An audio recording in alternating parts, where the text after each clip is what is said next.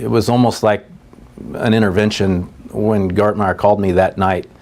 I had literally been talking to some other programs, and he called and said, meet me at the Munoz Center, and gave me I think it was a St. Benedictine medal, which still hangs in my truck rearview mirror, and said, I'm happy you're here.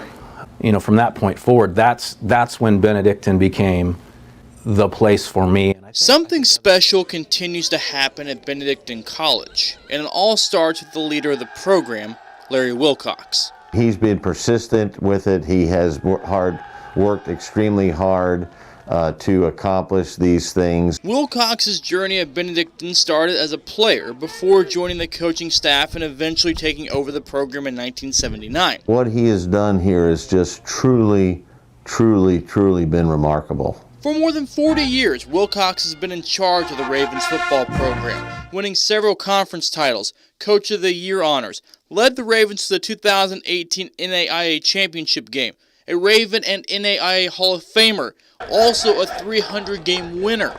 Lots of success, and the numbers show it. People say that those in their lives are the most important thing, and it's definitely been the case for me. But it took a lot of work from a lot of people to get here. When we started out with very little. Didn't have very many things that most football programs, most college football programs had.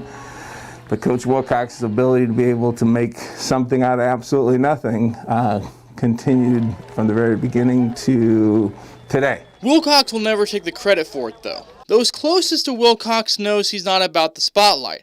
He doesn't want the attention on him, but instead his coaches and players. I think it's because of the way that Larry treats everyone, and also how he coaches and the style of his coaching helps young men to evolve, of going from young man to man. Although a private person, he lets his players and coaches know it's much more than football at Benedictine. Very loving, I guess, caring. Like, he was very energetic the first time I met him. First things I notice is that he cares more about the players and their personal development rather than just getting wins, rather than the scoreboard at the end of the Saturday games. He also gets the time, to know what's going on in your life, how's your family members doing. And the words of a coach can do a lot for players, good or bad.